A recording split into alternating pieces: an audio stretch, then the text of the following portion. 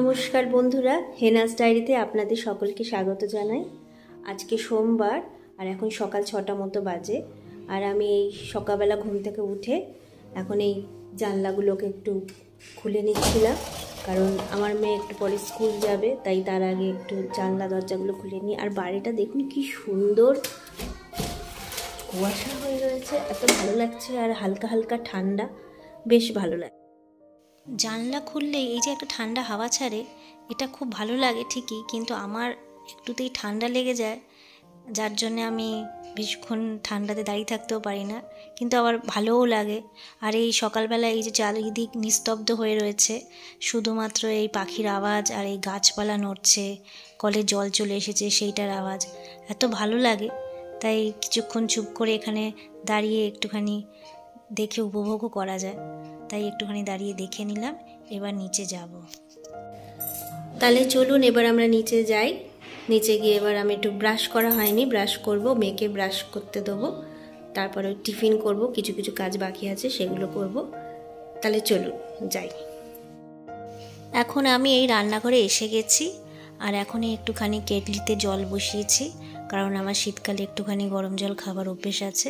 আমিও একটুখানি খাবো আর মেয়েকেও একটুখানি দেবো। আমার ব্রাশ করা হয়ে গেছে, জামা কাপড় চেঞ্জ করেও ফেলেছি, আর মেয়ে এখন গেছে বাথরুমে ওয়াশ হতে, ব্রাশ করবে, ফ্রেশ হবে, আর তারপর আসলে আমি ওকে গরম জল দেবো। ততক্ষণ আমি একটুখানি গরম জল খেয়ে নিলাম। এই গরম জল খেয়ে নেওয়ার পরে এবার ওর স্কুলের টিফিনটা আমাকে বানাতে হবে। আজকে ও বলেছে আমি পাস্তা খাবো। সবসময় চেষ্টা করি ও যেটা খেতে চায় টিফিনে সেটাই দিতে আর কি। তো আজকে ও বললো মা আমি একটু পাস্তা খাবো, তাই আজকে পাস্তাই করব। আর এই এখন আমি এই জলটা খেয়ে নিলাম, নিয়ে এবার আমি বাকি কাজগুলো শুরু করব। পাস্তা করার আগে সমস্ত জিনিসপত্রগুলোকে আগে রেডি করে নেব। এই যে পাস্তার জন্য পাস্তা, ডিম, সস, মেয়োনিজ সব রেডি করে নিয়েছি। আর ওকে টিফিনে ও এখন স্কুলে টিফিন খেয়ে যাবে হচ্ছে মুড়ি জল, কারণ ও সকালবেলা বেশি কিছু খেতে ভালোবাসে না। আগে বিস্কুট খেত, এখন বলে মা আমি বিস্কুট খাবো না, তাই মুড়ি জলটাই দিই। আর এই জলের বোতলে জল ভরে দিয়ে দিলাম। এগুলো সব টেবিলে রেডি করে রাখলাম। আর এদিকে এই পাস্তা সেদ্ধ করতে দিয়েছিলাম, এই সেদ্ধ হয়েও গেছে, নামিয়ে নিলাম। আর এখানে পেঁয়াজ কেটে রেখেছি। এবার কড়াতে একটুখানি তেল দিয়ে এবার আগে একটা ডিম ভেজে নেবো এর মধ্যে, কারণ আমি পাস্তাটা ডিম দিয়েই করব। ও ডিম দিয়েই পাস্তাটা খেতে বেশি ভালোবাসে। আর ওর টিফিন তৈরি করতে করতে আমাদেরও এটাই ব্রেকফাস্ট আর কি হবে। ওকে টিফিনটা দিয়ে দেবো এটাতে পাস্তা করে, আর বাকি যেটা থাকবে সেটা আমরা ব্রেকফাস্টে খেয়ে নেব। আর এই দেখুন এখন আমি এই পেঁয়াজটা দিয়ে দিয়েছি। এরপর এর মধ্যে একটুখানি টমেটো সস আর একটুখানি মেয়োনিজ দেবো, দিয়ে তারপর এটাকে ভালো করে একটুখানি নেড়ে নিয়ে তারপর এর মধ্যে ভালো করে যখন একটু ভাজা হয়ে যাবে, এর মধ্যে একটুখানি পাস্তাটা তারপর আমি দিয়ে দেবো, দিয়ে তারপর পাস্তাটাকে ভালো করে নেড়ে নিয়ে এরপর এর মধ্যে একটুখানি অরিগ্যানো ছড়িয়ে দেবো। ব্যাস হলেই পাস্তা রেডি হয়ে যাবে। নুন চিনি তো আগেই দিয়ে দিয়েছি। এরপর এই পাস্তাটাকে ভালো করে একটুখানি নেড়ে নিলাম, নিয়ে ব্যাস পাস্তা রেডি হয়ে গেল। এবার এটা মেয়ের টিফিন বক্সেও ভরে দিয়েছি। টিফিন বক্স রেডি হয়ে গেছে, টিফিন বক্স ব্যাগেও দিয়ে দিয়েছি। আর এই এখন এখানে মেয়ে চলে এসেছে ফ্রেশ হয়ে, ড্রেস পরেও নিয়েছে ও নিজে নিজে, ও তো নিজে নিজেই ড্রেস পরতে পারে। আর এই এখন আমি ওকে ওর মুড়ি জলটা দিয়ে দিয়েছি, ও খেয়ে নিচ্ছে। আর আমি এই চুলটা ওর বেঁধে দিচ্ছিলাম। আর এই চুল আঁচড়াতে অনেকটা সময় নেয়, কারণ আমার মেয়ের চুলটা খুবই কার্লি। আর এটা এই জন্যে আগে থেকে একটুখানি ভালো করে আঁচড়ে না নিলে খুব সময় যায় চুলটা আঁচড়াতে। আর আমার এত কষ্ট হয় ওর চুলটা আঁচড়াতে, আমার পুরো হাত ব্যথা করে। যাই হোক, তাই গাড়িটাও তাড়াতাড়ি চলে আসে, তো তাই জন্যে ওর চুল বাঁধতে আমি ওকে খাবারটা দিচ্ছি যে তুই খেয়ে নে, আমি তো চুলটা বেঁধে দিই। তো সেই চুল বাঁধা চলছে।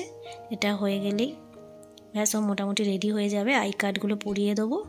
আর জুতো মোজা তো ও নিজে নিজেই পরে নেয়, চুলটা আর নিজে নিজে বাঁধতে পারে না বলে আমাকে বেঁধে দিতে হয়।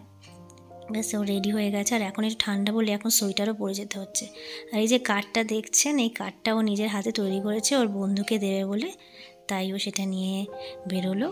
ওর বাবা তো আগেই ব্যাগ নিয়ে এগিয়ে গেছে, এবার ও যাচ্ছে, এই বেরিয়ে যাচ্ছে ও।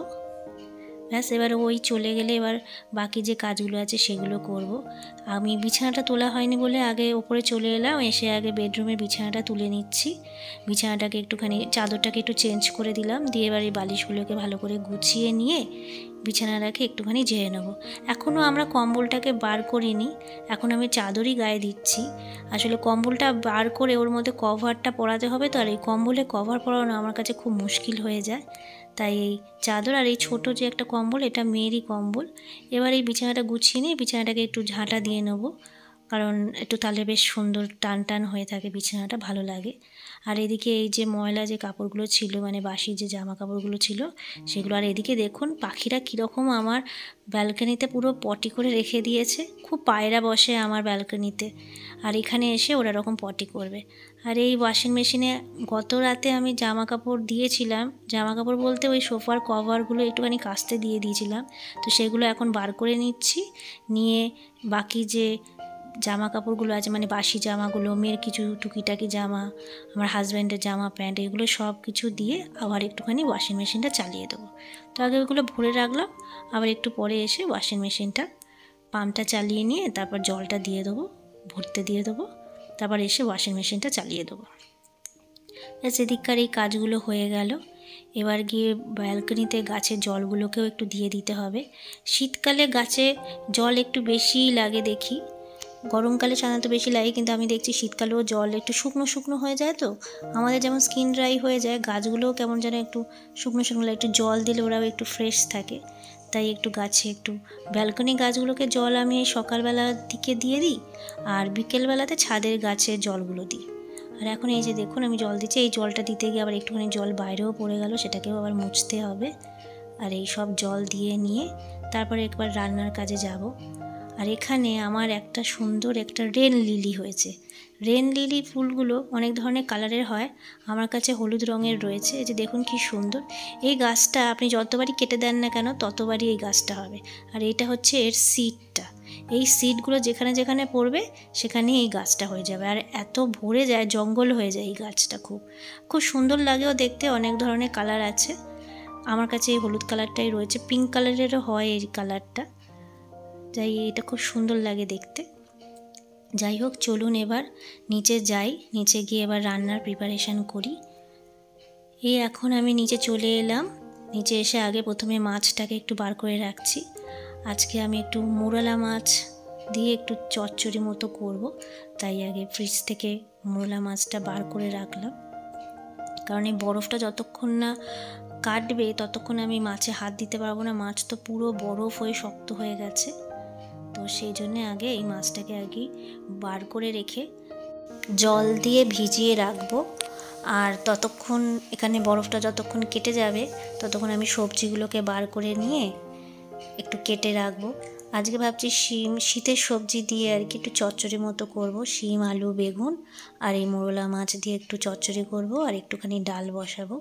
তো সেটারই প্রিপারেশান চলছে। এখন এই ফ্রিজ থেকে আমি এই সবজি বার করে নিলাম, শিম আর বেগুন বার করে নিলাম, আর আলু তো বাইরেই রয়েছে। আর একটু এর মধ্যে পেঁয়াজ কলি হলে খুব ভালো হতো, কিন্তু পেঁয়াজ কলি নেই, সবজিটাও একটু কমই আছে।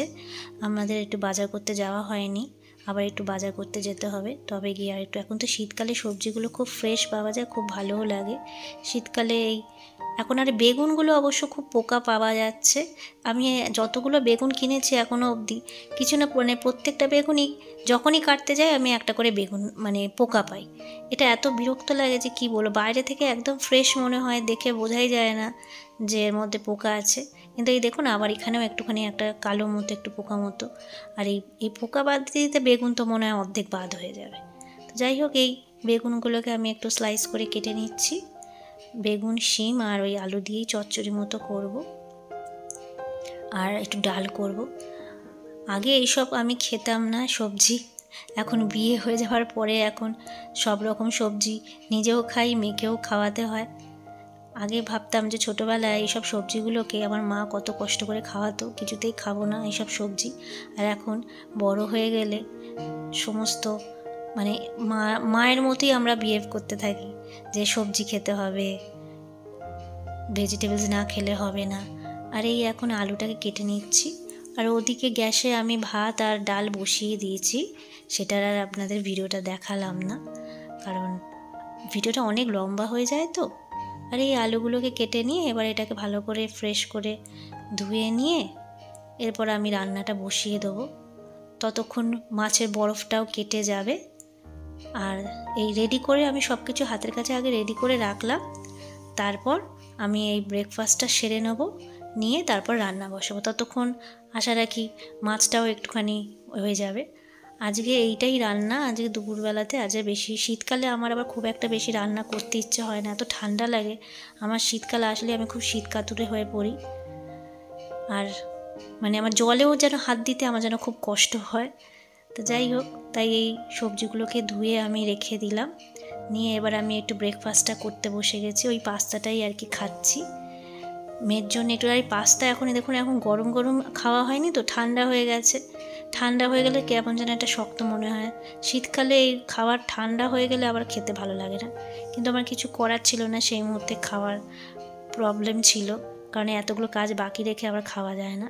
যাই হোক, ওই খেয়ে নিলাম, নিয়ে এবার এই মাছটাও বেশ মানে বরফগুলো কেটে গেছে, তাই জন্য আবার মাছগুলোকে যেটুকু দরকার সেইটুকু নিয়ে বাকি মাছগুলোকে আবার ফ্রিজে তুলে দেবো। আজকে যেহেতু চচ্চড়ি করব, এই মোরলা মাছ দিয়ে শিম আলু বেগুন দিয়ে চচ্চড়ি হবে, তাই বেশি লাগবে না, অল্পই লাগবে।